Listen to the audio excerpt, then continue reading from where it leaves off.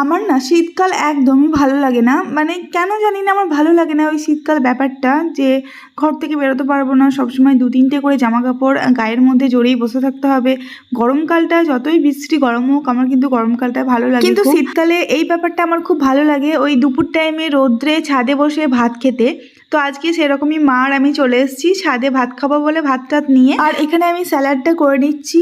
আর আমি মানে বুঝতে পারছি যে যদি তুমি বেশি দিন বাঁচতে চাও তো কম করে খাওয়া দাওয়া করো, এটাই হচ্ছে মেন ফান্ডা। তো যাই হোক, আমরা আজকে বেগুন সানা করেছিলাম আর অনেকটা পরিমাণে স্যালাড নিয়েছি, শসা গাজর পেঁয়াজ, আর করেছিলাম মাছ দিয়ে পেঁয়াজ পাতার একটা তরকারি, আর ছিল তোমার ফুলকপির একটা তরকারি।